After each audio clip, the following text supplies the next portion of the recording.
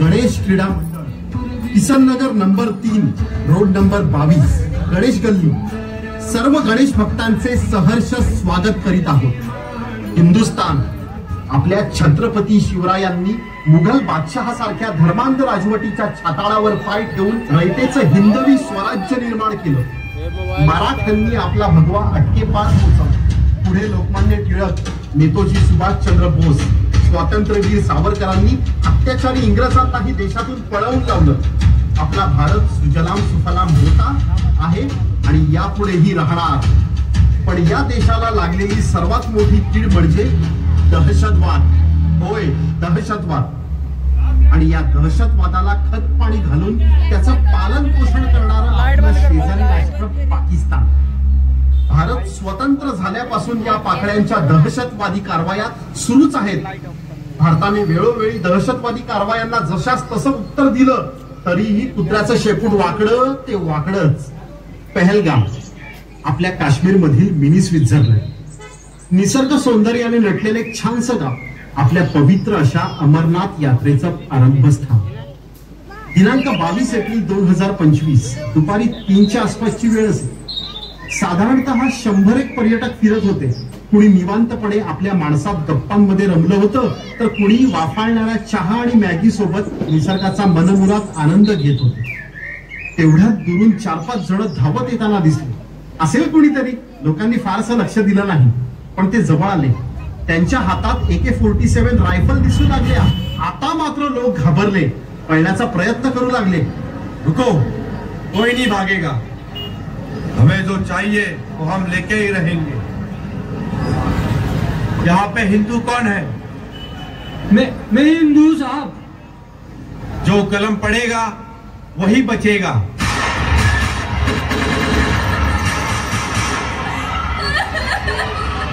मेरे पति को तो मार दिया, अब मुझे भी मार दो.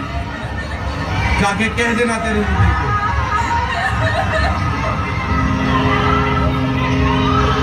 धर्म विचारून त्यांचा गोळीबार सुरू झाला. हिंदू रक्ताच्या थारोळ्यात पडले होते. कुणाच्या नवऱ्याच्या छातीत गोळी शिरली होती, तर कुणाच्या धीराच्या डोक्यातून आरपार गोळी गेली होती. कुणाचा एकुलता एक मुलगा रक्ताच्या थारोळ्यात पडला होता, तर कुणाचा घरातला एकमेव करता पुरुष. काय चूक होती त्यांची? कुणी सुट्टी घालवण्यासाठी बायको मुलांना घेऊन आलं होतं, तर कुणी नवीन नवीन लग्न झालेलं जोडपं फिरायला आलं होतं. त्यांचा धड संसारही सुरू झाला नव्हता. तेवढ्यात या राक्षसांनी होत्याचं नव्हतं केलं. आपल्या महाराष्ट्राचे उपमुख्यमंत्री माननीय श्री एकनाथ शिंदे साहेब प्रायव्हेट जेट घेऊन तात्काळ श्रीनगरला रवाना झाले आणि हल्ल्यातून बचावलेल्या महाराष्ट्रातील पर्यटकांना महाराष्ट्रात घेऊन आले. महाराष्ट्रातले पर्यटक आहेत. मी प्रगती जगदाळे या मुलीशी बोललो. तिने मला सांगितलं की माझ्या समोर, आमच्या समोर तिच्या वडिलांना आणि काकांना नाव विचारून गोळ्या घातल्या. अशा प्रकारचा भ्याड हल्ला केला. ते घाबरलेल्या बेदरलेल्या अवस्थेत होते. मी त्यांना सांगितलं की केंद्र सरकार, स्वतः गृहमंत्री तिथं पोहोचतायत आणि महाराष्ट्र सरकारच्या वतीने देखील संपर्क सुरू आहे. ऍक्शनला रिॲक्शन मिळेल, याला करारा जबाब मिळेल.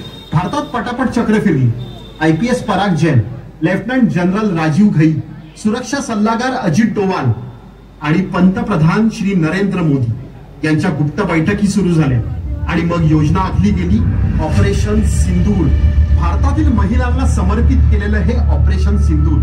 त्यामुळे अनेक भारतीय महिलांनीही यात महत्वाची भूमिका बजावली आहे. यात महत्वाचं नाव घ्यावं लागेल ते म्हणजे एक खऱ्या देशप्रेमी मुसलमान, कर्नल सोफिया कुरेशी आणि विंग कमांडर योमिका सिंग. ऑपरेशन सुरू करण्यापूर्वी श्री गणेशा केला ते भारतातून पाकिस्तानकडे वाहणाऱ्या सिंधू नदीचं पाणी रोखलं. All teams be ready. Focus on the target. Fire!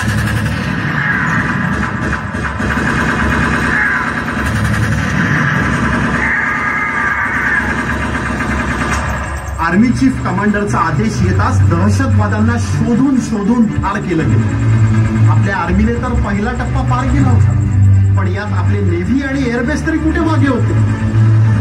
आपल्या 36 युद्धनौका आधीच पाकिस्तान नजीकच्या तटाजवळ घेऱ्या घालत होत्या. त्यामुळे बिळातून बाहेर पडलेले अतिरेकी समुद्रमार्गे सुद्धा पळून जाऊ शकत नव्हते. एकाच वेळी 9 दहशतवादी तळांवर छापे घातले गेले. त्याचवेळी वेगवेगळ्या दहशतवादी ट्रेनिंग सेंटर्सवर पण भारतीय एअरबेसकडून ब्रह्मोस, आकाश सारख्या क्षेपणास्त्रांचा मारा सुरू झाला.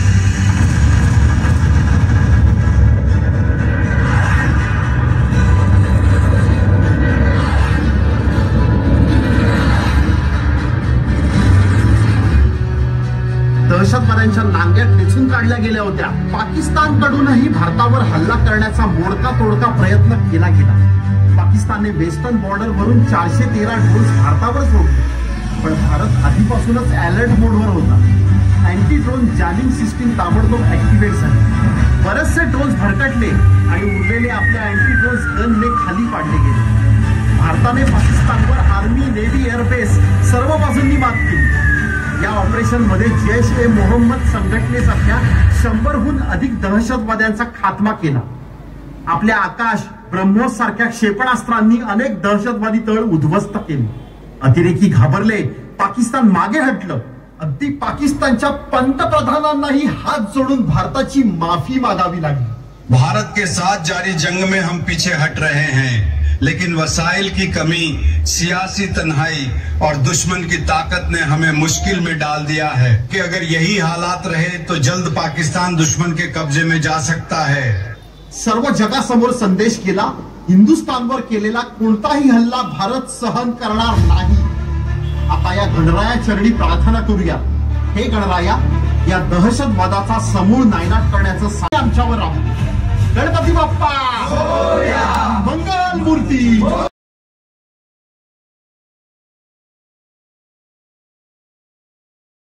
आणि यापुढेही राहणार. पण या देशाला लागलेला सर्वात मोठी कीड म्हणजे दहशतवाद. होय, दहशतवाद. आणि या दहशतवादाला त्याचं पालन पोषण करणारं आपलं शेजारी राष्ट्र पाकिस्तान. भारत स्वतंत्र झाल्यापासून पातळ्यांच्या दहशतवादी कारवाया सुरूच आहेत. भारताने वेळोवेळी दहशतवादी